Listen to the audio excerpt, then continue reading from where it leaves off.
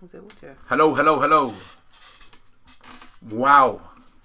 What a journey. What a journey. By the grace of God, you should be able to see us now. By the grace of God, you should be able to see us now. Oh, days. Forgive us. You know how it goes. Oh, it's there. When you're live. You know how it goes when you're live. Oh my gosh. The pressure. The pressure. If you only know.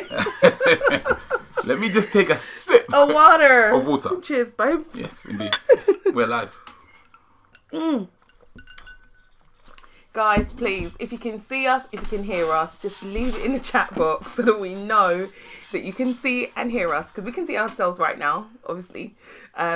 But we just need to know that you can see us too. Thank you so much for hanging in there. All you guys that have been there, we appreciate you so much. Really appreciate you. Today is Marriage Matters Live. Yes. I'm Ezekiel. I'm here with the beautiful Sarah. And yes. Yes. So on this channel, on this space, right here in this playlist, Marriage Matters, we like to talk about marriages, relationships, and our goal is to help you reach the height, the pinnacle of being an effective member of your relationship, of your marriage, making it work for you. For those of you who are not yet married, this is about preparing, helping you prepare. And for those of you that are married, this is about enhancing what you've already got and taking it to the next level. All right. So glad you're here with us today. Yes. Okay. Right. What are they saying? Can they see us? Are they seeing us? I'm not sure. I'm not seeing anyone say anything yet. Come on, guys. Come on. Yeah, I think we just we have to sort of... No worries. I can see you. Thank you so much. Oh, lovely. Good. All right. Good. Uber. So today, goodness me. Yes. We are talking about... Why you're not married. Why aren't you married? Why aren't you married? It's so funny because when you actually said that, I was like, but babes, we're married, so why are we talking about that? But it's a good question. Absolutely. It's a very, very, very, very, very good question, to be honest. And I do think it's one that we, obviously, for those of us that are married, we can ask ourselves, why did we get married? But for those that aren't married yet, asking yourself that question, why am I not married yet? If that is the desire, because it might not be everyone's desire. You touch on it powerfully, and I think this is a quick disclaimer because I know a lot of people might see this title and be like, "What do you mean? Why am I not married yet? You don't know my situation." And so this is really for those of you. There's a number of target groups we're looking at, but yeah. Listen, if you've been in a relationship, so last Marriage Matters Live, we spoke about that guy who meets you in the club and says, "Baby, I love you." Oh gosh. He's just met you and he's just straight creepy, essentially. Do you know what I mean? Having some maturity issues at the basic level. Yep. But here, what we want to focus on a little bit is maybe some people who have been in a relationship and you're in a relationship for quite some time and you've not yet crossed the line. Yes. Our question is, why are you not married? Yes. Yeah, and our question is, I think, I don't want to tip too far because that will lead into what we're going to talk to you about in the next couple of weeks. But again, are we ready? Are we really ready for marriage? Are we marriage material? Those are some of the questions that we'll be talking about in subsequent weeks. But really, we're looking at this concept, this idea of I should be married, but I'm not yet. Yeah. What's stopping me? Yeah. What's blocking me? What's hindering me from getting married, basically? Wow. But the funniest things, guys, if you're not married, please engage with us in a chat because I really feel like your engagement will also help us in this conversation, and not just help us, help others that are watching also, because a lot of the times we don't realise how much we're helping other people by the things that we're sharing. And it's very, very, very important to share. So feel free to light up the chat. You like the disclaimer. Someone says, I like the disclaimer. Light up the chat with your comments. Yeah, so yeah. All right, cool. Yeah. So let's tuck straight in. So I think... Okay. One of the first things I want to talk about, and we touched on this just ever so slightly as we were preparing for this, but one of the biggest factors that I know, that I see, and this goes across so many facets and planes of life. Yeah. Shall I jump to number two or number one? Number one. What's your number one? Money. Oh, that's what I put as number one. There you go. So obviously money is a major factor. And it's a stumbling block. And the reason being, I guess, money's really number two. The reason being is because of the idea of marriage. That's really number one. Number one is really the idea or the ideal of marriage. Yeah. Says, talk to me about your ideal of marriage. When you think about marriage and the ideal, what is the perfect scenario for marriage? Now, ladies, I'm about to hit it up for us.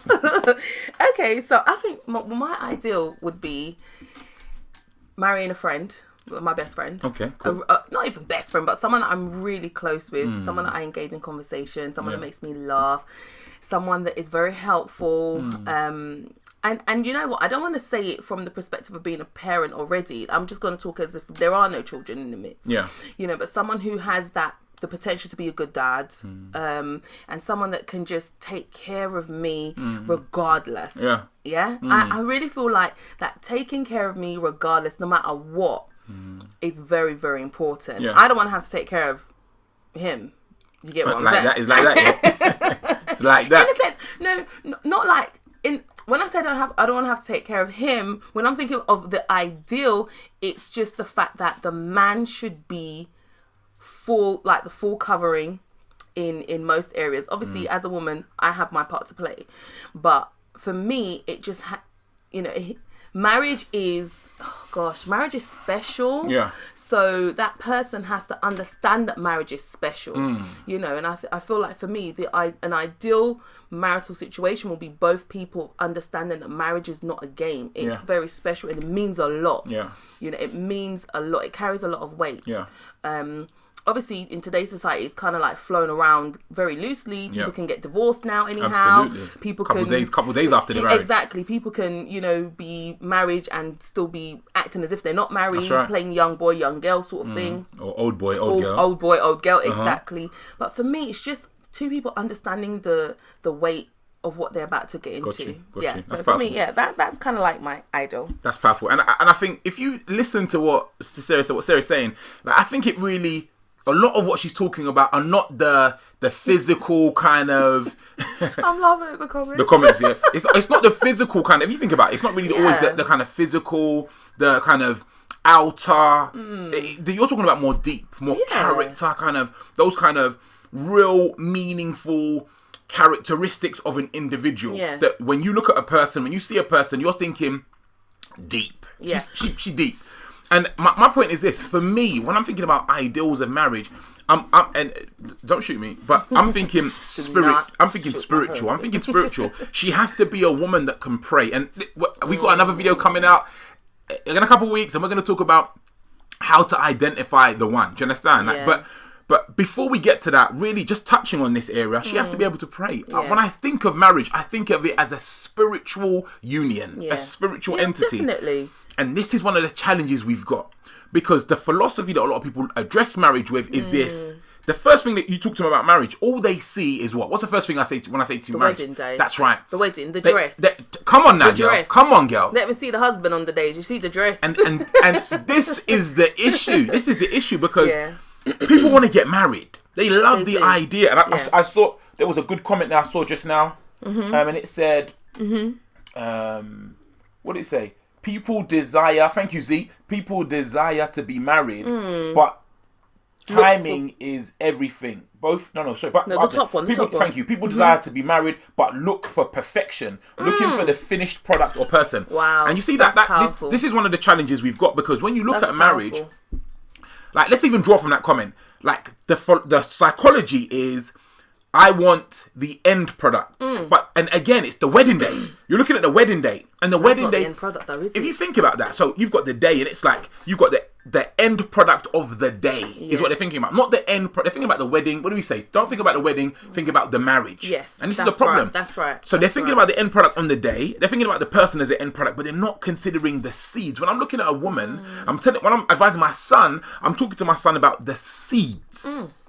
In the woman. That's right. I'm talking to my daughters about the seeds in that man. Yeah. And they have to have the right seeds. It's not really, for me, it's not really about the end product or the beginning product. It's really about, do they have what it takes? That's right. And aside from those seeds, some of those seeds need to be sprouting and bearing fruit. Yeah. And I think this is one of the challenges. So you get with somebody We'll talk about dating later, but two people get together, and what happens? They're with someone who is not bearing the fruits. Right. They're already not bearing the fruits of what they need. Yeah. So then that stops them from going forward, because later on now, when it's like, yeah, so honey, it's been about 5 years now, and there is no rain. yeah, and it's like, Oh my gosh. he's like, you know, babes, Don't worry about it. It's coming.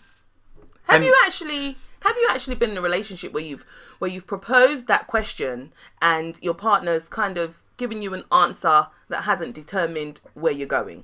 top of that, just put yes in the comments if you know anybody who's been in a relationship for ages and you like, in your mind, they should be married by now. They should be married by now.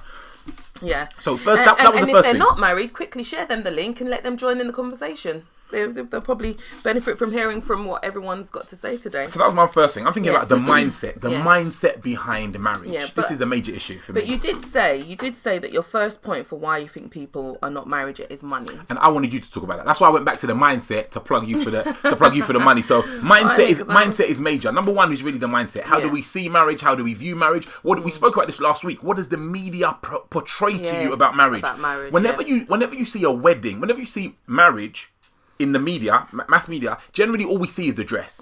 Generally all we see is the wedding day. The cake, the dress. And that's what they portray. The venue, the flowers. Yeah, okay, yeah. She's thinking about one of those those Instagram channels that shows you all of the... I can hear the music now, yeah. I see you used to watch that a lot before. But so for me, it's the mindset. Talk to me about the money, the money issue. Well, I mean, for me, money was not an issue. But I know, speaking to, different people along the way, money has been one of those things. It's like, oh, why are you not married yet? Oh, we don't have the money. Oh, we're saving. Okay, but what are you saving for? And I kind of feel like, just because, like what you said, a lot of the times the way media has portrayed what a marriage, because when you think about it, they're not exactly showing us what a marriage is. They're showing people what weddings are. That's right. And a lot of people take weddings as marriage. That's right. In a sense, whereas that's just the beginning. That's like entry. Yeah. You've just come through the gate. You've come through the gate, and now obviously then the marriage is what you do once you've passed that barrier. 100%. So for me, it's kind of like,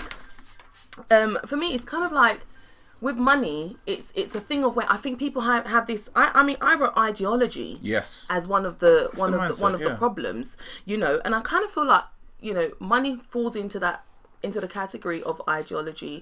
Okay, I want my wedding to be this elaborate. Okay, no, I don't want my wedding to be that elaborate, but I want to at least spend 10 grand. Yes.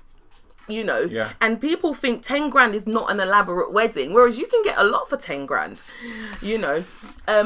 But again, it's, even men, I feel like men don't marry the person that they want to because they feel that they need to have a certain amount of cash stacked up for that. And then you also have the issues where banks offer loans for weddings. Yes. That's another thing. Banks offer loans for weddings. Yeah. And that can then create a view that, oh, okay, if the bank is going to give me a loan for a wedding, that means wedding must cost X amount. Yeah. And then obviously then you have the debt factor where people are like, oh, I don't want to get into debt. Yes. For a wedding. So because they don't want to get into debt for a wedding, they then don't, if they can't save up, money's tight, bills have got to get paid, all these kind of other expenses are going out. Lockdown is initiated. They never feel like they will ever get to that point to save. Yeah. They don't want to borrow and they can't save. So then they're in that predicament where it's, well, what do they do? Well, what do? Just go and get married. And you see, what you present is so rich because... COVID wedding, yeah. Is that someone said that? Yeah, I love it. So it's like, this is one of the challenges. So I love the way you present that, and it's so powerful. A lot of what you're talking about really dials back to the personality of the people who are in the union. Yeah. The personality of the people who are in the union. And I think a lot of us don't realise how much preparation marriage actually requires. That's right. And I'm not talking about your cake, who's going to bake your cake, who's going to do your flowers, I'm not talking about none of that. Yeah. I'm talking about personal preparation, developing yourself as an individual, preparing to go into that. So the mindset. Yeah. What do we say to couples when we're coaching them on marriage? Early days. don't enter in to your marriage. Don't enter into the first day of your marriage with a gaping big debt. We always say that. Yeah. Like it's you're better off Just saving that money and using it for a house deposit, using starting it, a business using together. it for something else, investing in Something something. that's gonna Go come back. into your union with an investment, with an Definitely. with assets, as opposed to going into it with a yoke around you, and that is the wrong footing to start. But these are the kind of the personality, the preparatory personality aspects that a lot of people don't go into. They don't consider those things. I mean, even if we talk about ourselves for a minute regarding the whole money factor, I kind of feel like, because we got married 15 years ago now. However, the way we got married was not your traditional way of getting married. It was not the normal way of getting married, okay? And as we're talking now, I realized that this is that the Lord freed us from that money aspect. Praise God. Okay, because when we got married, we were still very young. Yeah. And obviously the Lord knew our situation. And, Indeed, He did. And I really feel like He freed us from that money, having that money trap. And by telling us, get married. That's right. It was literally, that was the word. That was the word. And then obviously we then acted on that word, and we didn't have to go through the whole drama, in a sense, and the financial burden of weddings and all that kind of stuff. So I really do feel like the Lord, as we're talking now, I didn't even see it like that before, that the Lord freed us from having that money issue. Yes, in a sense. yes. You know, Sorry, I'm getting caught in the comments. Is there anything you want to do? You want to?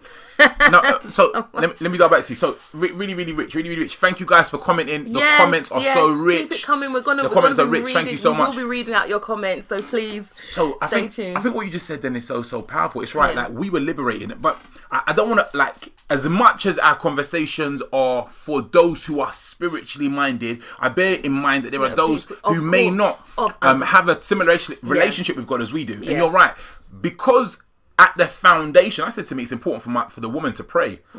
She needs to be a prayer. She needs to be a prayer. And I'm going to tell my sons that if your woman can't pray for you, listen, she can pay for you.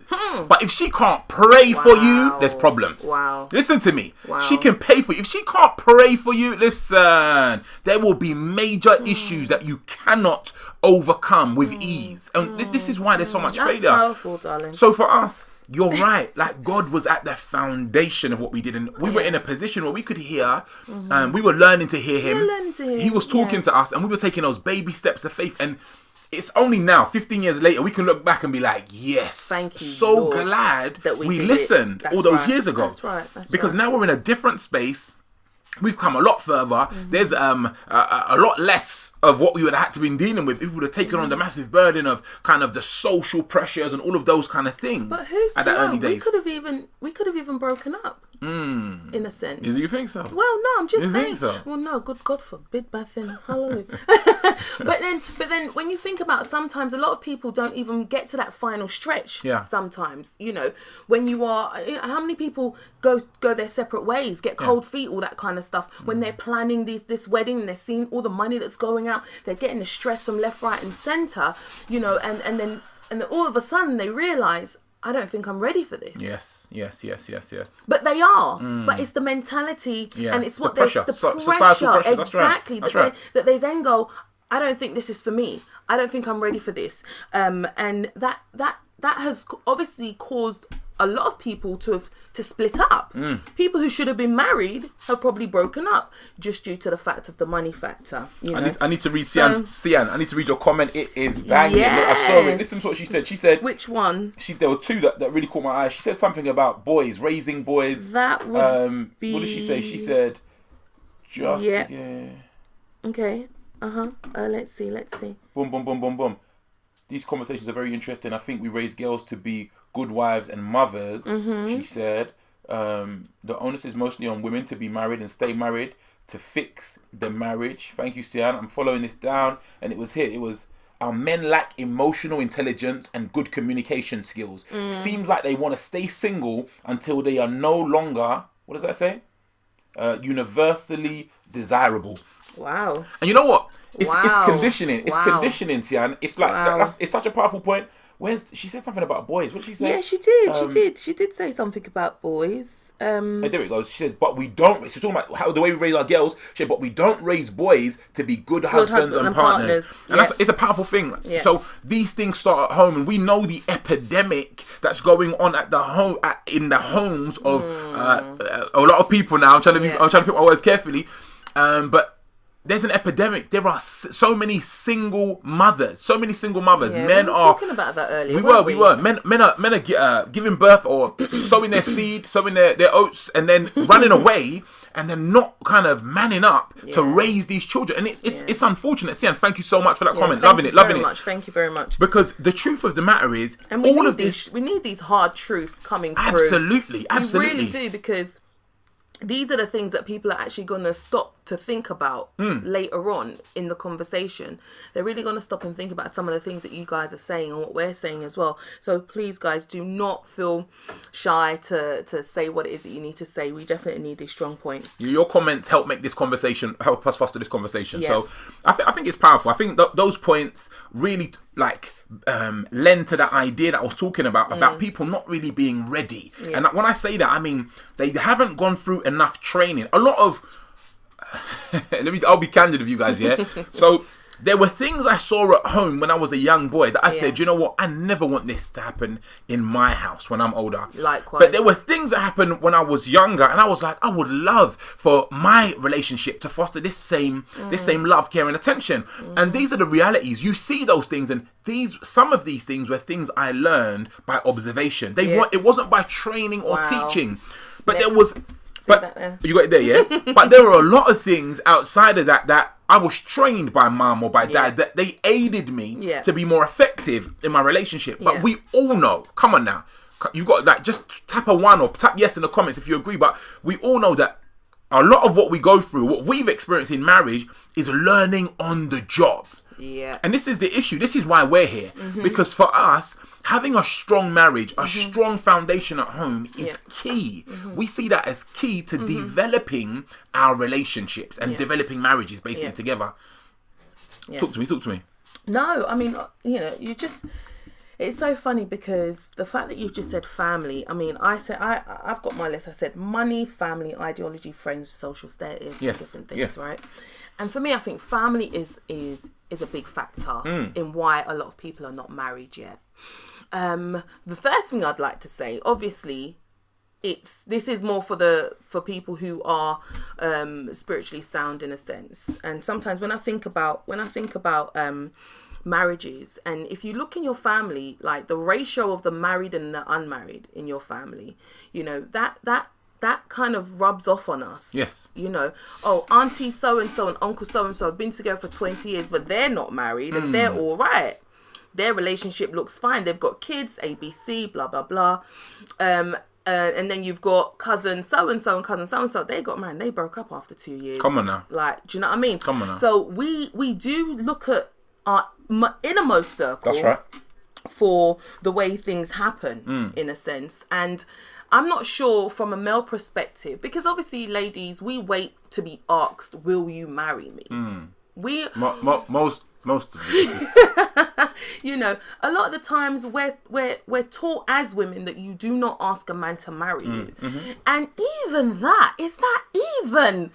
I mean, listen, I'm a bit... I can be like, yo, will you marry me? I'm that kind of chick, in a sense. If I feel that I love him so much, and I would have been like, babes, look, listen, let's go. Do you know what I mean? If you're gonna take it seriously, let's do it, kind of thing. But I know, you know, a lot of women are as much as they feel like, you know what, I'm just gonna ask him to marry me, ABC, they still hold back. Yeah. Why? Society has taught us as women, family members, you know, all the things that we're brought up with, we're engaging from the minute we're young. These things have an effect. It has an effect going forward. And I just feel like sometimes we have to be able to break out of certain things. Praying is, if you're not married and you're not praying about why you're not married, that's something you need to start doing. And that's what I wanted to say today. A lot of people who are not married yet, you need to begin to pray about why you are not married. Even if you're not a highly spiritual person, even if you don't go to church all the time, you can pray. You can talk to the Lord. God is there. He will answer you. You know, He responds. He will respond. And I feel like praying as a man, as a woman, praying about why you're not married yet. Obviously, it's if you're in a relationship now, and that relationship hasn't signed a marital certificate, then, you know, asking yourself, why have we not gone that? Why have we not done this? What is the problem? What is the issue? What is the underlining factor of why you're not married yet? I mean, we, you know, as a couple, we love the thought of people getting married. Absolutely. We understand the union and all that kind of stuff. So it's really dear to our heart. So when we see people in relationships, they've been together 5 years, 3 years, 10 years, 15 years, got 3 kids, bought a house, and it's like, okay, this looks like it's working, but it's still not complete. Yeah. Guys, one of the key things that I sense is this lack of commitment. So it's that might be a hard truth for some of us, and I think some of us even get married and there's still this degree of a lack of commitment. We were talking about this the other day, and we were talking about the idea of getting married but not being in love. Thank you so much for the comments. I'm seeing them come through. Yes. And it's like you get married, but there's still this kind of apprehension in the relationship. Yeah. And these things are all fostered from a lack of truly getting to know your partner. And more specifically, people don't understand this. Like, you plan your wedding day. You plan your holidays. Yeah. I know we got when we go on family trips. One of our sister-in-laws, she loves an excursion, she's ready to kind of map it out and see what's going on. We got some friends on the other side when we travel. Yeah. Like, there's one couple, they love to map out their excursions. It like gets mapped. So you think about your career and you plan your career. Yeah. But the thing with marriage, says, is that I notice that a lot of people don't plan their marriage. And I know this isn't, we're talking about things that are not taught, things that you're not, that I guess they don't publicize, but I need to be strategic about getting to know you more. Yeah. I need to be strategic about dating you after we're married. I need to be strategic. I need to be strategic about getting more intimate with you after we're married. And I don't just mean physical touch, people. But all of these things are a plan and a strategy that needs to be in place. Yeah. A lot of people think, oh, you know what? Once we're married, it will be okay. Yeah, yeah. Everything kind of just begins to fall into place. You know, our communication's just going to expand. Come on now. We're going to have date nights every week. Oh, my mum's just going to love him even more. Come on now. When that can even start to go sour when people get married, you know. But yeah, so, sorry, carry on. No, that's just the reality. So I think we go into, and I'm leading into, so that one of the items that I've got here are it's just planning. Yeah. People fail to plan for a successful marriage because they think, as I always talk about this with parenting on a regular, a lot of people that we know, that we engage with, they think it's that they are parenting on autopilot. And this is a catchphrase that I coined because I see parents and they're just like, yeah, go and watch the TV, Johnny. You're right, my mate's here, you lot go upstairs. And it's like, we went through some of that as we were younger, excuse me. And I think the problem is, people think it's okay to translate that into other areas of their life. That's true. So when you get married now, it's like, okay, you know what? That's true. Just exactly what you said. Things are just going to get better. Nothing just gets better by itself. And this is one of the issues we've got. And I feel as though this is one of the reasons why a lot of people are not crossing the line. Yeah. Because they don't have a vision for marriage. They don't see themselves successfully developing in marriage. This is the reality. But also, a lot of people wait. You know, that it's like a lot of people, once you've gone through college, you've gone through university, you've got student debt, you know, then you go and look for a job, and then you want to build your career, and then, you know, all these things. Oh, you want to go on holiday with your girls first because you know once you get married, that's not really going to be happening. Yeah. You know, so you want to travel the world, you want to do all these things, and then time's ticking. Yes. You know, but a lot of people, even obviously men too, they want to experience so many different things in life before they make that commitment. Yeah. But a lot of the times, they're in relationship while doing these things. That's right. So, you know, how much time is being wasted, in a sense, while you're in a relationship, while you're working, trying to find your career, but you're not getting married. Listen, guys, I don't want to put you lot in trouble. If there are guys on the stream, I ain't trying to put you in trouble. It's I so can see my true. sisters chucking the comments in, but what I want to say is this. I feel as though marriage is not really a priority. Sian's comment, I hope I'm saying your name correctly. She really whacked the nail on the head when she said that we're raising women in a preparatory stage for marriage, but we're not doing that for guys. And that needs to be dealt with. It's a big issue. It's a big issue. I don't know. I mean, the one thing I could say is that dealt with in the church. Is that dealt with in where can that be sorted apart from the home? Good point. Because the home if there isn't a man in the home to teach a man how to be a man, then that's a problem. Like a good church, a good Bible believing church, a Bible teaching church will express and train and teach these things. However, you touched it completely. The responsibility of this begins at home. 100%. If I draw back from that, the responsibility of that begins with me and you as individuals and as people. So this is the point, and we need to, like, it's so powerful. I think Saturday, as I was ministering yesterday, and I said it on the stream this week, I had the pleasure of talking with one of my nieces a little bit. And as we were talking, I was saying to her, there's a difference between maturity and immaturity. Yeah. And I said to her that mature people have the capacity, a fully mature person has the capacity to look forward into the future. They have the capacity to, excuse me, they have the capacity to look into their past and draw those things from their past, the lessons from their past, and utilize them in the now. They have the capacity to do right in the now and foster that to go forward in the future. This is the challenge. A lot of individuals are not doing that before they get into a relationship. I'm not even talking about marriage now. I'm talking about in a relationship. Yeah. Because when you're entering into a relationship, you need to ask yourself, does she pray? Does he pray? Does he have a good work ethic? Does he what's his moral standing? What's his worldview? And this is, I remember there was a couple that came to us was referred to us about coaching, and they had marriage coaching, and they had a massive trauma in their relationship because foundationally they had not looked forward. They hadn't, when we after getting a hold of the position, they hadn't cast their minds forward in terms of having an understanding about where this relationship was really going. But let's be real, okay? Until people get to the marriage counselling point, they're not told to think forward. We're not taught to think forward for marriage. Yes, right. So, again, these are areas where in order for things to begin to change, these things need to come in a lot earlier. Yeah. And obviously watching shows like this, or even just beginning to dig a bit deeper when you're in relationships, to begin to ask questions is very important. Because, when two people decide that they want to take it to the next level, that's when they sit down with someone. Not everybody. I know a lot of churches encourage marriage counselling before marriage, pre-marriage counselling. Right. Yeah, that's right. But not everybody goes through that anyway.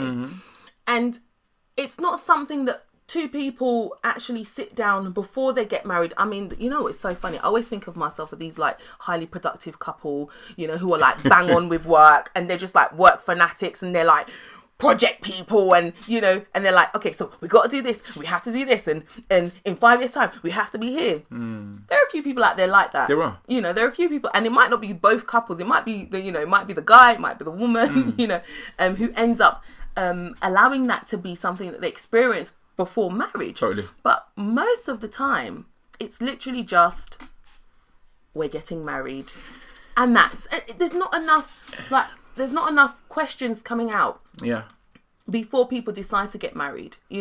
I remember speaking to a few young ladies, and I said, listen, when you go on a date with someone, there's nothing wrong with asking him, where do you see yourself in 5 years from now? That's kind of getting a little idea of what you're getting into. If he turns around and is like, I want to travel with my boys, I'm saving up to, round trip around the world, you kind of know you're not really in that equation. What if he tells you, I ain't thought about the next 5 years? Exactly. Or if he says, I've not thought about the next 5 years. So asking questions, begin to ask questions to the person that you're seeing, the person that you're in a relationship with, the person that you're even engaged to. Yeah. Because people are engaged, but they're still not asking questions. Yeah. So that's obviously something that people can do.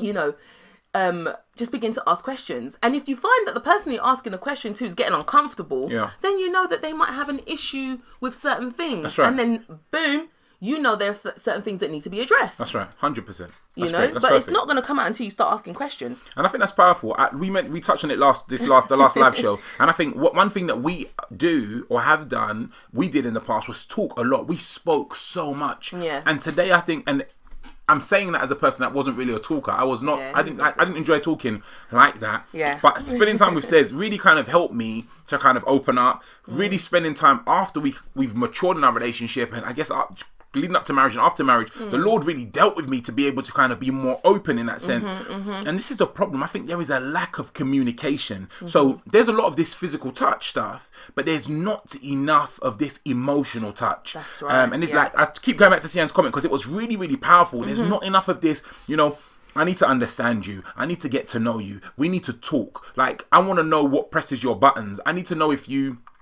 are a psychopath or if you're like a normal individual.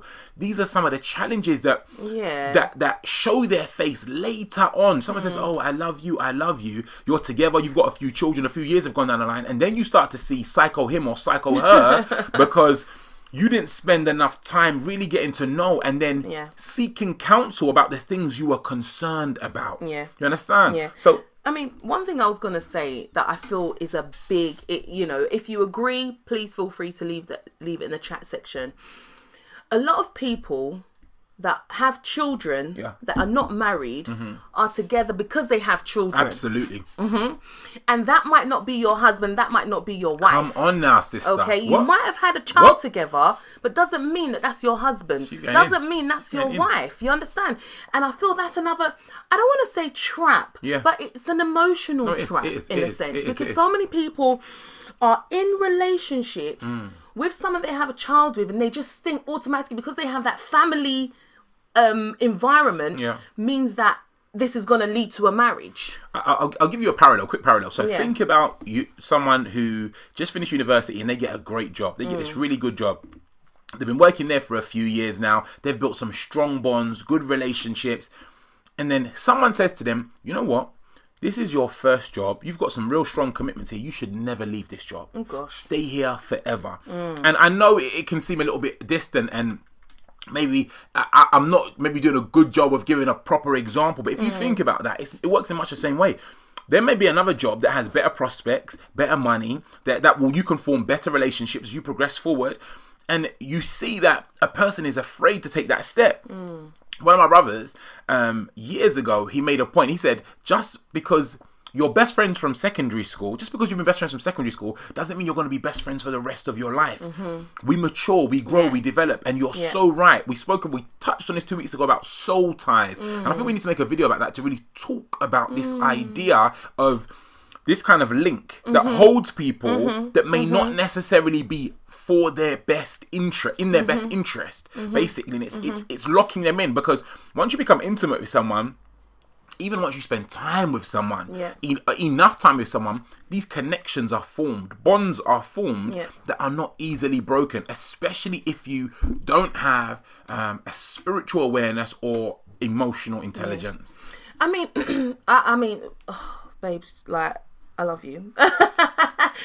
For me, I love you too, baby. For me, I feel like this, the point that I just made about the children factor, it's mainly directed to the women, because we are the ones that are emotionally attached to our children, and most of the time emotionally attached to the men in our lives that we have children with. Now, when someone's had 1, 2, 3, and sometimes it's numerous more than that. You know, sometimes it's 5, 6, and he still has not asked you to marry him. Like, seriously, for me, what more can you give a man, in a sense? What more can you give a man than to give him an heir to the throne? Regardless, you don't have to be whatever. This is his seed. This is his heir. You've given him 1. You've given him 2. You're doing a good job. These kids are good. You're very... Honestly. It's touching you now. For me, that one is just one of the... I get hot when I think about that one. I get hot when I think about that one. Because if you're a man and you have a woman and she's birthed for you, that is the biggest gift. One of the biggest gifts. Apart from her, her heart and her communication and her respect and all that kind of stuff. But what could cause a man to not marry a woman that he has children with? And then again, but like I said, doesn't mean that's your wife anyway. Yeah. But people stay, they stay put. There's another man, there's someone there who's right for you, you know. But then again, you know, women don't even, once I kind of feel like when women have children with a man, they don't even engage with another man. They don't even engage with another, a lot of the time. It depends on her upbringing. It depends on the culture. It depends on that culture because... Yeah, true. The truth of the matter is... Okay, I'm thinking about a certain, maybe I've got I know some sisters. I know some sisters. You know. I know some sisters. You know, so it really does depend. But the thing is, it's like, for me personally anyway, just understanding what marriage is, yeah? First thing for me is, if you are in a relationship with someone and you've had a child for that person... and you're sitting there 4 children later, 5 years later, waiting for him to marry you, and he hasn't married you, what does that mean? Yeah, I think, it says a lot about him. It says a lot about you as well. Because I mentioned commitment previously. Yeah. The lack of commitment. And yes, as it's been said in the comments, and as we understand, there is this kind of lack of rearing young men from some cultures to be prepared to marry. The scripture talks about he who finds a wife finds a good thing. Yeah. So we should essentially be raising our men, our young men, to be prepared and alert to go out and identify their wife by the leading of the Holy Spirit. Yeah. Next to that, I think what's really key is priority. If you're not married right now, if you've been together for X amount of years, if you've got X amount of children, if you're X amount if you're X amount invested emotionally and you're not yet married, it's not a priority to you. And this is the issue. And Zee's just said, Sarah, but marriage isn't by force. And that's so true. No. Okay. You need to, can you elaborate for me on that? It's not by force. Elaborate for me on that, because it's why are 2 people together and not married? Like the purpose, and I don't want to start getting biblical on you, but the purpose of me uniting with you is for me to say, you know what, I am devoted and committed to ensuring that this unit can prosper and flourish for the glory of God. Yes, that's the purpose of it. So we can start going into all kind of realms of philosophical debate now about, is that God's will, is that not God's will? The truth of the matter is, it is obvious that a man and a woman are to be together to procreate. So to bear children. Next to that, to bring light. A marriage should be a testimony. A marriage should be a picture of heaven on earth. That's what it should be. Listen, I'm not saying all marriages are perfect. I'm not saying that. I'm not saying all Christian marriages are perfect. But what I am saying is that it should be a testimony. And yes, when you say it's not by force, my view on that is not everyone should be married. That's absolutely right. That's 100. That's true. That's so true. But one of the reasons for our breakdown in society today is this a lack of commitment. A man should be able to prioritize the woman in his life and say, you know what, I'm gonna marry you. Yeah. He should be able to prioritize for her and say, you know what, God help me, I'm gonna provide for you. God's gonna grace me to provide for you and our children. Yeah. These are things that people people don't think, sis. This is my issue. Men are not thinking. Women are not thinking. They're following.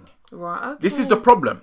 So we're seeing things out there, like you said, that work. Yeah. Sister so and so, cousin so and so. Been married, you know what I mean? 5 kids. No, not married, 5 kids, and they're getting on just fine. And because of that, it's a problem. I remember a colleague, we were talking, and he had said to me that someone in his family, I think, had got married. If his parents also, they'd got married and then divorced. Oh, wow. And then after that, he said that he didn't feel as though it was worth it. Yeah. He didn't feel. He said he knows other people in his family who have been together just as long and they're not married and things are going just fine. Yeah. So we look and we build our world views based on what we see out there. And if we're not seeing a lot of biblically based marriages, if we're not seeing the Bible because we're not reading it, then we don't understand what the true foundation should be. Our marriages can be stronger.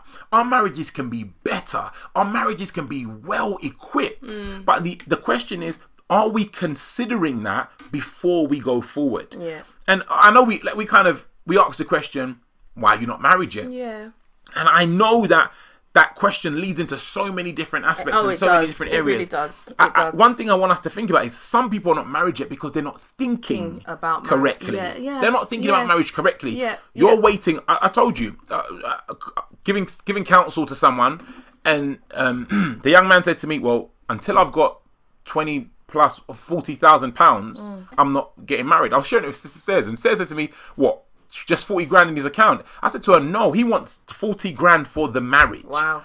You know what that means? He's prioritizing and you can look at this loads of different ways, but the priority is the wedding. Okay. The priority is the perception of the wedding. What they've just done. Yeah. The priority is not, I'm going to take you, I'm going to love you, and I'm going to care for you. And I understand that there are so many elaborate weddings that we see today, and they really push us, and they can really push your emotional buttons.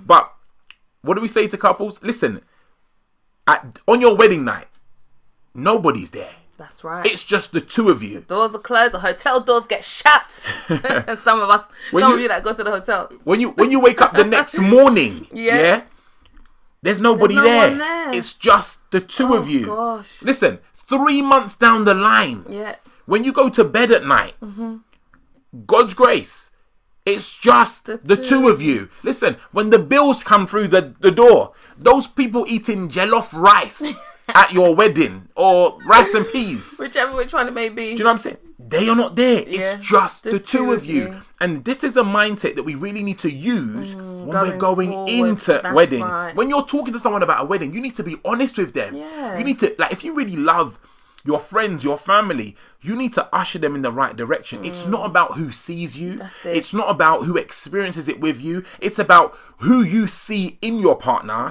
and the experience that you foster for your partner. Yeah, definitely. I mean, I have a friend, and she's clearly said she doesn't want to get married. I mean, she's got 1, 2, 3 or so kids now, and she's clearly says she doesn't want to get married. You know, marriage is not something that she feels is necessary for her.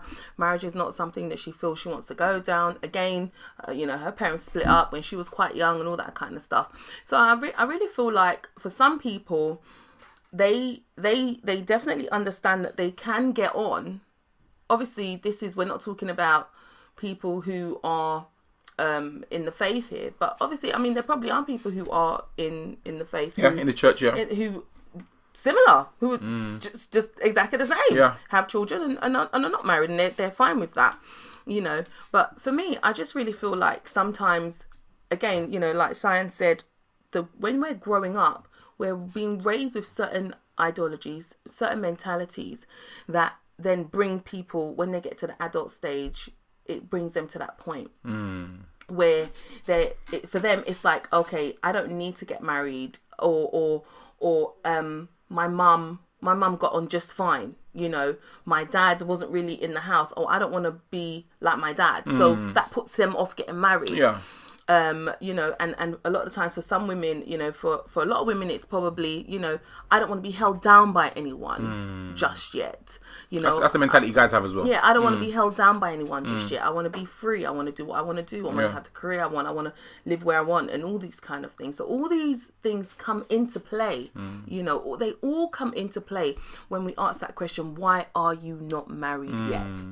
You know, but I think for me, one of the major things is just people really need to begin to ask questions with the person that they are dating, with the person that they're engaged to, and really say, okay, you know, why are we? I mean, even asking someone that, you know, two people who are in a relationship, they've been together for a year, 2 years, why are we not married yet? Yeah. You know, and then what's to come out of the mouth? Oh, babes, you know, we don't have the money. But we don't need money to get married. If you begin to, you know, push certain boundaries and open someone's mind, because a lot of times men automatically think the woman, without even asking, the woman wants a big wedding. She wants a glamorous this and a glamorous that. But she might actually get to the stage where she's just like, you know what? I just want to tie the knot, love. Do you know what I mean? But these things are never going to get established until people begin to really talk and ask each other, you know, the questions going forward. I was going to say, maybe we should start reading out some of these comments. Almost there. We're almost at the comments. These comments are just say. Quick question for you guys out there. So, what would you prefer? All right, a wedding that's super elaborate, okay, and it's a trick question. A dysfunctional marriage, or listen, the most shoestring wedding that you can experience, but a long, strong, faithful, enjoyable marriage. Tell me, just like listen, which one do you want? Like if you could summarize your ideal marriage in one word, what would it be? Throw that out in the comments. But are they allowed to have both? Like that great wedding and that. Listen. You've got to pick. And listen, I'm not against. I want to say something really quickly, just based on what Sarah said. Now, I'm not against an elaborate wedding if that is within your means. If it's within your means, but if you're going to put a 20, a 30, a 40, a 50 grand, or even a £5,000 anchor on your marriage before you even start, that's an issue. Listen, when I'm talking to guys about marriage, listen, there's a spreadsheet that they need to go through, and they need to go through that spreadsheet with their partner and establish certain things before they get started. Why? Because you need to understand, like, you need to have some real deep, open, candid conversations. Where are we standing? Where are you standing? Where am I going? Where are you going? How did you get into this? How did I get into this? What are you planning? What am I planning? We need to go through these things and get clear, because I remember talking to a chap and I said to him, look, I mentioned it to you guys last time. I said to him, so what's going on? He said, oh, yeah, I'm getting married, XYZ, it's this lady. And I said to him, okay, look, I want you to do one thing for me. Like, we've known each other for quite some time. We're good pals. And I said to him, I need you to do one thing. Just make sure you go through this, do the spreadsheet exercise. Please do it with her. And he was like, oh, yeah, I will. And I could tell he was reluctant. You know why? Because they're hard questions to ask. They're hard questions, but if you can't have a hard conversation before you get started, then you're not going to be able to have those hard and even if you get to the stage where you have hard conversations, they're going to be a certain way. They're not going to be the type of conversations that you'd expect to have. They can get very aggressive, do you know what I mean? Because, before, getting into that marriage, you didn't feel comfortable having tough discussions. That's right. And a lot of the times, tough discussions show some light, shed some light on certain things, I mean, I remember that I think it was Mental Health Week or something like that a little while back. And I was reading some marriage thing, and I thought to myself, do people ever even ask that question? Those type of questions. Like obviously we know some cultures go deep before they allow their child to marry someone. They're doing research. Community on all research, your generations. ancestral research. They want to know what village you're from, what village was your granddaddy king, was he ambassador, whatever it is. You know what I mean? Was he this? Was he that? But then there are other little questions that people, just fail to ask, because it's like sometimes some women, when they have a child, they can have the postnatal depression kind of thing, and that's hard. That's very, very hard for a lot of people, the woman and the man. But then just little questions, little things like, oh hon, have you ever experienced this in your family? Has anyone ever gone through this? Has anyone? And just little things, so when certain things happen, you're somewhere, they're a little bit prepared. They're a little bit prepared, And for me, I just really feel like we need to begin to bring people to relationship points where they are they're talking, just sitting down. Even if you're married already, and you've never sat down with your husband or your wife and had that real hard discussion, real conversation, write in the list and say, hon, I want to ask you a few things. We've been married like 3 years now, but I haven't asked you these. We need to talk. I haven't asked these questions, and even prepare it. Say, hon, you go and get some questions for me, and I'll get some questions for you, and begin to build, an understanding of what's happening, what's taking place with the two of you. Because with these things begin to form and take shape. Because a lot of the times things go unspoken. That's right. Unspoken things are never heard of. That's right. You never know what's in your partner's heart if you don't ask. That's right. And the same thing for even just like standard relationships and things like that. So yeah. That's wonderful. Thank you so much. I just got 2 more points. I think we're going to have to go through the comments now. We've kept you guys on. Apologies for starting late today. I'm looking at these brownies. My husband brought these along, and I'm like, I don't know if I'm going to eat this on screen, but I'm just waiting. We're almost done. All right, so I want to ask you something. So is one of the reasons that you're not yet married because you've got high standards? Are your standards like these kind of, you're looking for Superman and Wonder Woman. Is that the problem? So you're searching, you're encountering, Mr. Man comes to you and you're like, yeah, you Clark Kent, but you ain't super. Do you know what I'm saying? And vice versa. And I think these are some of the challenges again that we face, because we've got these unrealistic expectations. Yeah. We've got, like I said, we've got to be real. I said she needs to be cute. Of course, she needs to be cute. Yeah, but she needs to pray as well. And there are things that we need to work on. And these are things that, I guess, for us in our dynamic, matured over time. And that's why what Sarah's saying now is really, really key. Because as a married couple today, you can have these very same conversations and see where you stand. And then evaluate the way forward. Yes. And this is the powerful, because some people might be thinking, but what Sarah's is saying is that doesn't work for those of us who are not married. Whether you're married or whether you are married, these practices can benefit you to get into a deeper space of love. I think we've spoken enough about societal pressures already. Yeah, societal pressures, I mean, that's a no-brainer. Yeah. And that's a no-brainer. We need to really be mindful. And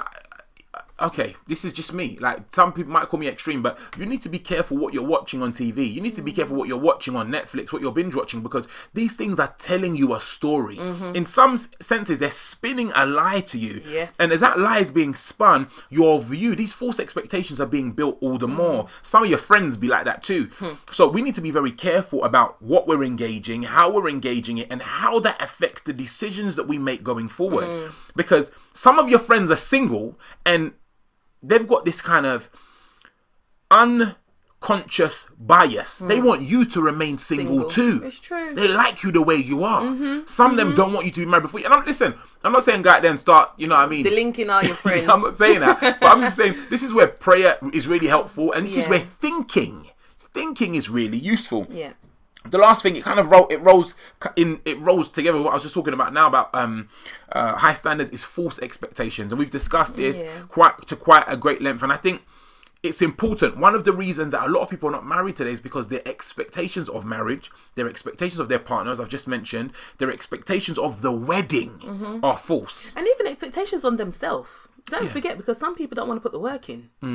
You understand? Some people don't want to put the work in. Some people are like, but if I get a guy that is not as energetic and he's not so full, do you know what I mean? I've got to do so much. Yes. I've got to work 2 jobs. I'm just throwing things out here. But a lot of the times it's that inner self as well. You know, a lot of the times we're not married because we don't think that we actually fall into that category just yet. You know, a lot of the times it could just be the fact that, you know, a lot of people don't feel they fall into the category just yet. But you're in a relationship, but you don't fall into the category. Powerful. Do you know what I mean? It's really powerful. Because, you know, I mean, one of our closest and dearest, I mean, wow. Mate, we're still praying, because that man that comes into her life is going to enjoy life. He's really going to enjoy life. And if you're on the chat, you know he's going to enjoy life.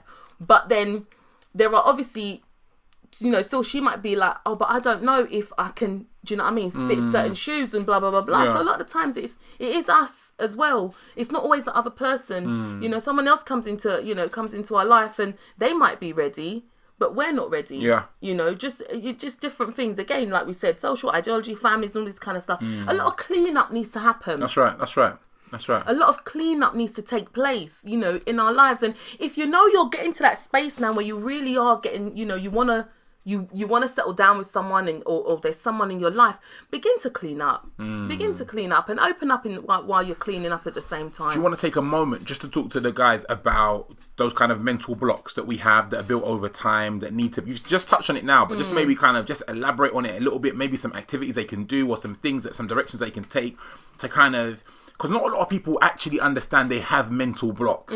Those things that have been there, like we said, since we were young, we've learned those things as we've grown. Do you want to talk to that a little bit?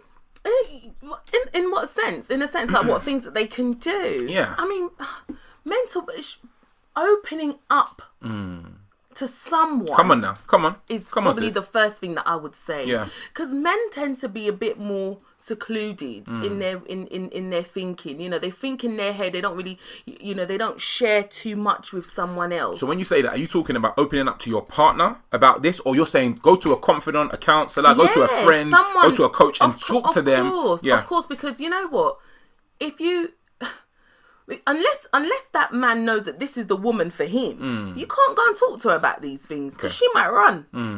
Who knows? Yeah. It might scare her off, or it might just not be. She might not be the person that can carry him forward with that conversation anyway. Yeah. You know, vice versa. Same with the female. You know. So for me, it's finding someone that they can trust, whether male or female, finding someone that you can trust, first of all, to have this open conversation with and say, you know what, I don't know what it is, but every time I get to that stage with a woman or every time I get to that stage with a man, I just pull back. What is it? Yeah. You know? I mean, we don't want to get into generational curses and all that kind of stuff. Who's done this? Who's done that? 10 men of your women and no one's married. By God's grace, I want to do a stream on that. I will link. You know, once we get that done, I'll link to that actually because that's something that I want to get someone to talk about. So I just feel, I mean, we've touched a lot here, and I think communication is always a great benefit. Come on now.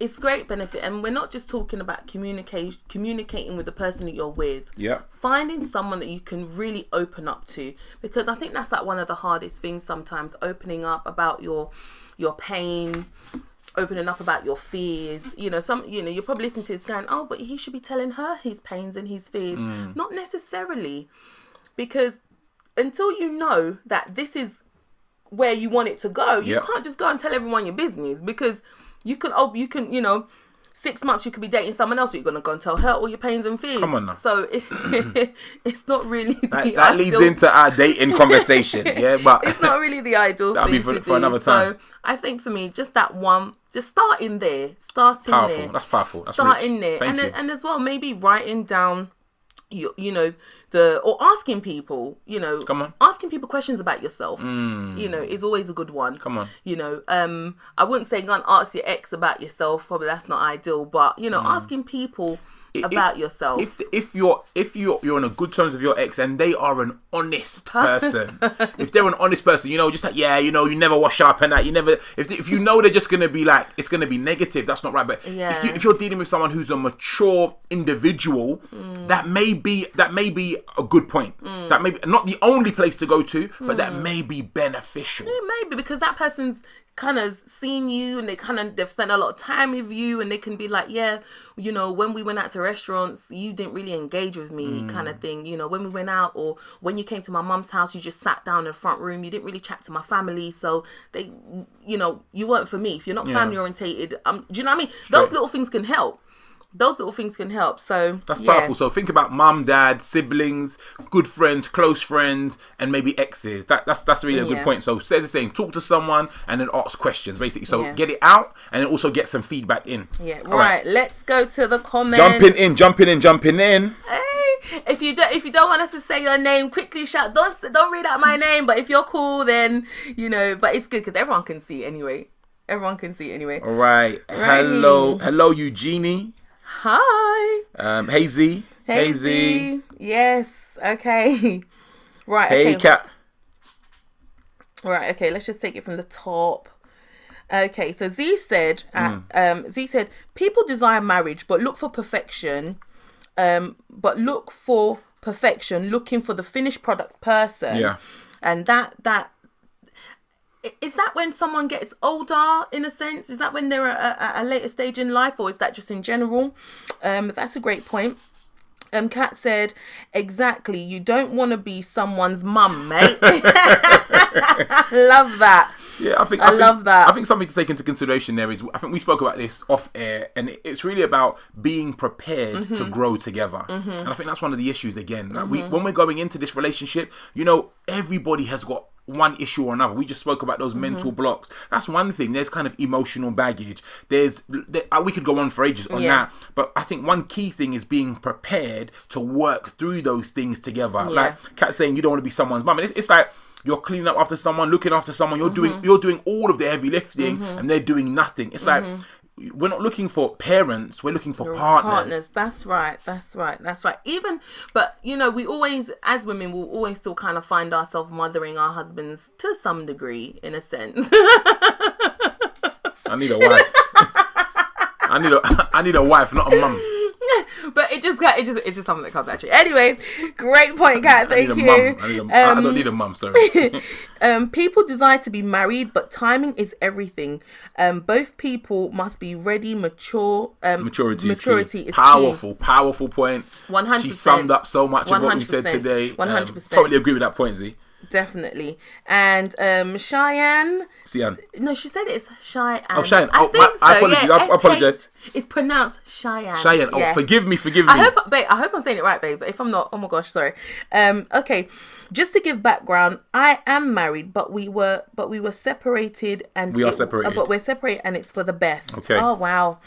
Wow. Okay, that's. Thank you so much for sharing that. Yeah, we appreciate that. Thank you so much. Thank you so much for sharing that, Cheyenne. God bless you. Safe zone. I think she was here on the last 3 minutes. Was she? I believe so. Yeah, safe zone. Thank you so much for sharing in the safe zone. Yes. And we're praying for grace over you, Amen. Cheyenne. Yes. And we're praying that God's purpose and plan for you shall bear fruit. Amen. In Jesus' name. Amen. Zena said, "Mum, but men do." Maybe she said, "But men do need." She said, "Mum." She remember, I think she was responding to what Kat said earlier on. But men do need to be pampered and cared for like his mother. The Bible says. Oh, amen. See, that's my strength. One of those maternal wives, yeah. Save that mothering for your children, sister. Why? Okay, she can pamper, but you know the mothering. Okay, I'm with you, girl. Rebecca comforted him so he didn't miss his mother or something like that. So we are called to be mothers, to put husband in the same manner. I say this cautiously. Yeah. I want you to put the verse of scripture in the comments box below. Yeah, that was when his. We can keep going. Let's go. I know what you're talking about. She got your back, sister. All right. Go on, you read. Cheyenne says, these conversations are very interesting. I think we raise girls to be wives and mothers. We did raise that point. Mm-hmm. Yes, agree with that totally. But we don't raise boys to be good husbands and partners. Mm-hmm. More needs to be done in the community, in the house, in our organised places of worship. We need to do more. Such a powerful point. And we shared that already. And we definitely need to talk at some point about raising children to come up. Yeah, I think we did a series in church about raising children of honor, and it's not so much. It's along the line. That was 2 years ago now. Along the line, but different. If we can find if we get those videos up, we'll link that here in the video below. So it says, Kat Johnson said, "You can care and support a man as a wife, not as a mother. There's a difference." Come on, my sister. Sign agrees. Definitely facts this.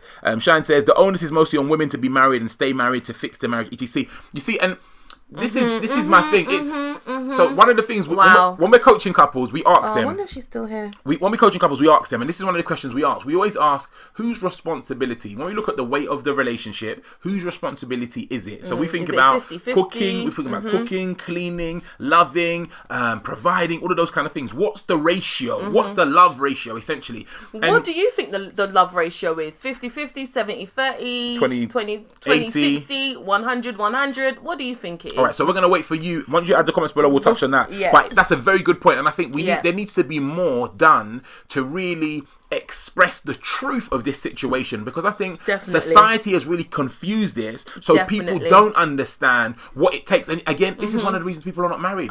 Because as Sarah said earlier on, they don't understand what it really takes. They see themselves or their partner from a wrong lens. And because they do that, they don't enter into it. And they're comfortable with dating. Yep. Or cohabiting for 20 years, as my mum would say. Okay. 2033 COVID wedding. You go. COVID wedding. Yes. Z's clapping for what Cheyenne said. Yeah. Cheyenne, on men, our men lack emotional intelligence, good communication skills. Seems like they want to stay single until they are no longer universally desirable. Great point. We did read that out before, and it's such a truth. That's a hot truth. And we need to work through that. We really need to work through that, because What's up? Zena said Z said this is a phone call show. Yeah, so we should have the phone lines on. Maybe we could do that as we continue to grow. I think what we'll do, we'll discuss that. We'll say the Lord leads. Maybe we'll add the phone line in at the end of the show like this. Yeah, definitely. And we'll get some of you guys to elaborate on your comments. Yes. Appreciate that. Thank you, Cheyenne. Thank you, Z. How did you get married? Ooh. We'll talk about that. We'll talk about that a little later. We will. Instagram wasn't live when you got married, guys. But you know what? This whole social media is probably holding a lot of people back, because when they see certain things, Bella Nijan, all these other things, they show you all these imageries and all these things, and women want to live up to these expectations because they want to Snapchat their wedding, they want to Instagram their photos, they want to have all these perfect looking things. So I actually thank God it wasn't about. Do you think that wouldn't have stopped us anyway? I don't believe so. It could have made it more difficult. It could have made it more difficult. Like let's not mince, but thank God we are where we are. Yeah. Do you think that introduces this kind of inferiority complex in people, like where they see so many people with these massive weddings and it's kind of in your face so frequently, so often, and then in their mind they're kind of like, well, I just like, and I know we've touched on it already, but it's just like I can't do it. And I'm not even talking about the money finance aspect. I mean, deep down inside, they feel less as an individual because they can't. And even maybe this is something that really holds men up. I mentioned to you coaching, counselling in a moment of counsel, and a guy's telling me, you know what, I can't do it until I've got X amount of money. Okay. And it's just like, that is really, really painful. If the ring doesn't have X amount of carat diamonds, you can't do it. Like I think that's really a cause for stagnation. And we got back to Cheyenne's point. When we're talking about raising men to be husbands and have a responsibility, you need to be able to say to her, look, sister, like, this ring might not be the ring number 2 or 3, but let's get the ball rolling. Yeah. I'm so considerate for what we can build as a family. Imagine the children you won't have. And I mean, if you're trying to do things from a biblical perspective, imagine the children you won't have. Imagine the relationships that you won't have because you're choosing not to do what you should do in good time. Yeah. And as well, you can always get upgrades later. That's my thing. You can always get upgrades later as well. So, yeah. People ain't married because marriage isn't held up in the same light as it once was, even to the point that ladies are told by the older women to just born your picking. You see that there? That's peak. That's peak. That's wrong counsel from coming from above as well. There are so many reasons people ain't married. You're very right about that. Too many, and some are really personal. And I agree. The marriage we first see will shape our view on what we think of marriage. Powerful point, Z. Thank you so much for that. For a long time, I didn't want to carry no man like my mum carried my dad. But all that said, I can't allow that to stop me and my destiny. Amen. Come on now. That's powerful. That's powerful. Shine says, yes, Z. Come on. Z says, I only decided I want to be married 3 years ago at 34. Before then, it was hell no. Wow. Okay. Wow. What's the work ethic? Jesus. Amen. Come on. I like that. It starts in the home. Yes, it does. Shan says, thank you. It's pronounced Shan. Okay, Shan. Got you. But I'm used to all the remixes. We got you, Shan. Forgive me. We got you now. All right. Shan, LOL remix. C, asking questions seems as though you're being too forward. It's true. But this is the thing, Z. I'll go straight to you. The idea is that you're getting, this is why we've got such a sticking point with dating. Because when you're dating, it's like try before you buy.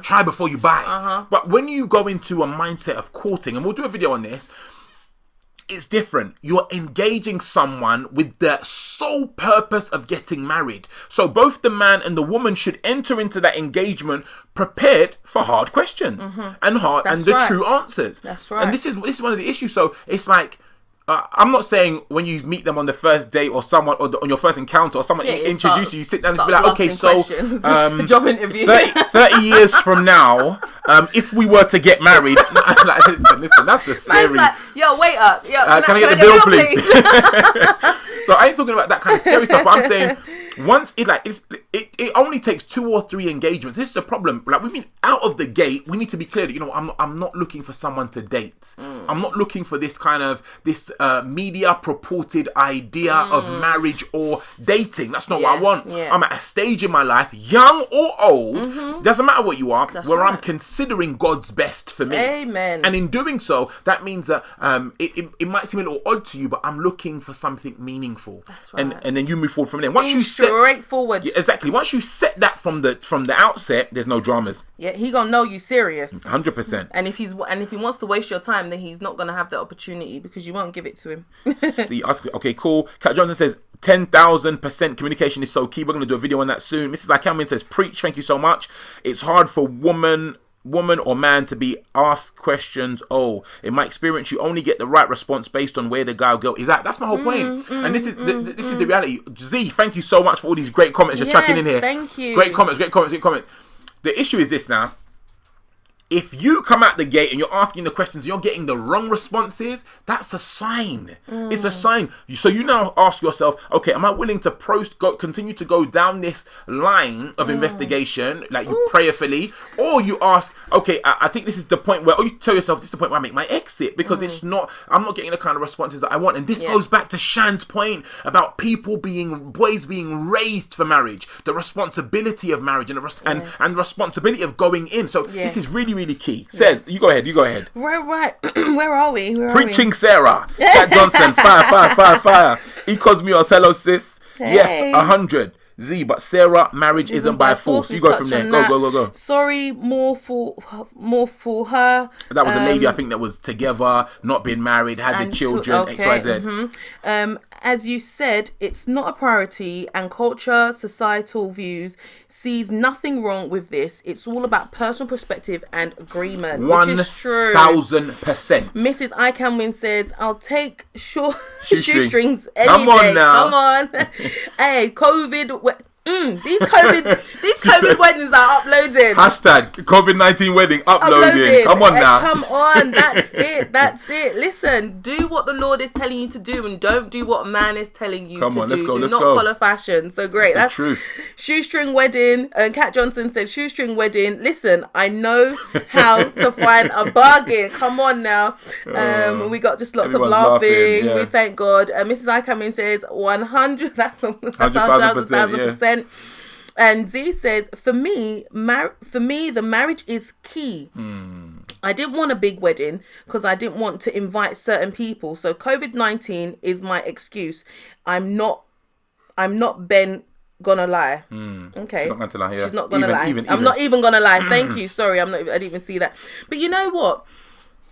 I'm glad that people are really beginning to understand that fair enough, she's joking. She's saying COVID wedding and all that kind of stuff. COVID or no COVID, you should have a small wedding if that's what it is.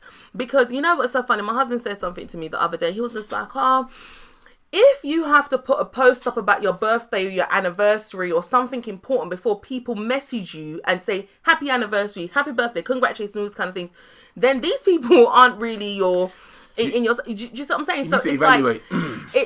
So even these points about inviting people to wedding, people have people that they haven't seen in years at their wedding. Do you know what I'm saying? How do you even know these people are happy for you? Life is busy, and we know that you need to make times for the things that are important to you. So in much the same way I'm saying, guys, if you're serious about this woman, make time to understand about marriage, learn about yourself, and take things forward. Same for my sisters, and it goes across the board. If things are important to us, we will spend time and take time to invest in those areas. Definitely. And that goes for people. I'm saying if I'm texting someone happy birthday, like, I shouldn't really be waiting for Facebook to flag me up. It helps. Maybe I should have my own reminder set somewhere. So, do you know what I mean? And these are things we need to think about for people and things that we say are important to us. Okay. Kat Johnson said communication is critical in a marriage.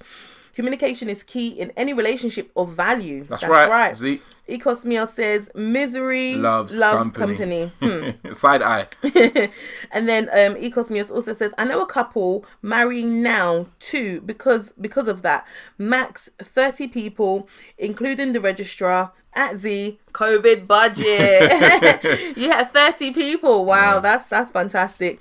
And then Z's responded, Ecosmios, yes, so before COVID I was looking at 40k plus. Wow. I'm not even hitting 5k right now. Jesus, you love me too. You love me too. Amen, amen. Now we've got to really be responsible. And I understand. Right. What I'd ask is this: when you think about that 40k budget, what pushed you that far? And listen, really, okay, we could talk about COVID right now, CV-19 and the lockdown and the pressures of that, but really, what's different between now and then? Okay, the government is saying social distancing, X, Y, Z, and a lot of venues are now having to kind of move people along. But why are we really committed to such a great debt, such a great budget before we get into marriage? It cost me everyone else can attend via the internet. That's how it goes. That's so funny. Exactly. Zoom links coming soon. Go on, Zeke. You read a few. Where we at? For a bunch of people who I'm inviting just because, he said. Is that right? Is that where I am? Mrs. Akamin said, I think it's a sham. Not exactly sure what she was talking about. Sean. She's talking about Shan. She's talking about Shan, yes. Oh, I think it's Shan. Sean. Thank you so much. Thank you for your prayers. Shan, thank you for your prayers. Amen. Yes. Kat Johnson, Mr. Akamin, it's pronounced Sean. Osa Kimwin, good evening, sir. True love is the real life. Lavish wedding is vanity, no matter the thought. Look at that. Powerfully put. So, from a position of wisdom, we thank you for that comment. Amen. Agreed, Dad. Mrs. Akamwin said, Z Ubi, I think roles and responsibilities in the marriage should be discussed during courting once before you decide we are doing this. Absolutely. We were talking to a couple, doing some coaching a few months back now. And these are some of the key things that we talk about. So I don't know if any of you guys have answered. No one answered about the ratio question. I'll give you the answer. The answer is it's not 50-50, it's not 40-40, it's not 20-80, it's 100-100. There's 100% responsibility on Sarah. There's 100% responsibility on me. That's right. That's how we go through. And during those sessions we had with the couple, we're doing premarital coaching and we're talking to them about the roles and responsibilities, and what you're saying is so key. The problem is people don't do this. They don't take the time out to evaluate. Like, we've learned from our mistakes, we've learned from the things we've got right, we've learned from how the Lord's managed to lead us by His grace. Looking at people around us, our parents, things like that. Things we don't want to do, things we want to do, things we want to improve on, things we need to get rid of. And those things have enabled us, going through all of that over the last 15 years plus, has enabled us to be able to help other couples now. And these are things that are so key. You need to begin to evaluate your roles, your responsibilities, this kind of responsibility ratio in advance. This is what I'm talking about. These hard questions need to be asked now, because if you don't, what happens is you wake up, or not you, but someone wakes up 4 or 5 years into a wedding. For some people, it's into a marriage. For some people, it's 4 or 5 months into a marriage, and then it's drama. What have I gotten myself into? They start quoting the name of that film. Why did I get married? and it's a challenge, because they're like, they don't understand, who is this person? Because you didn't ask enough questions. You didn't do enough digging. There was no planning, no real thinking beforehand. I love her. She said 40k because I have to invite people I don't want there, and had to feed them. The comment before that said, I'm not joking, Sarah, I will send you pictures. Praise God. Please, yes. Thank God. Listen, guys, it has been a blast today. It really has. I think we went on a little longer than we should have. You want to say something to the people? I mean, to be honest, I just want to say, if you really feel like, the conversation today has helped you, I know, everyone's comments has helped someone else too. Even just the things that we've all shared and the joy that we've had here. It's been absolutely amazing. But please, if this has been a blessing to you, just write, I've been blessed in the comments. That will really, really, really help us. And also, if there's any, particular things you want us to talk about, discuss on the show, just leave that in the comment section as well. We'll take that going forward and we'll write those down. And we just want to thank you all so much for joining us and really taking out your time to be with us here today. Really appreciate We it. really appreciate it. We love you guys, and we do this because we believe that marriage is very, very important. It matters. That's why we got the last comment there. It says Ecosmios says she tried to get the last comment in. She said there's a major reason for that's a major reason for divorce. Failed expectations. Things that people expected going in that were not verbally expressed, that don't happen. Then down the line they're singing they don't love them anymore. Yeah, you see, and this is powerful. This is a powerful truth. So thank you for sharing that last comment there. Miss Akelman says 100% to that comment.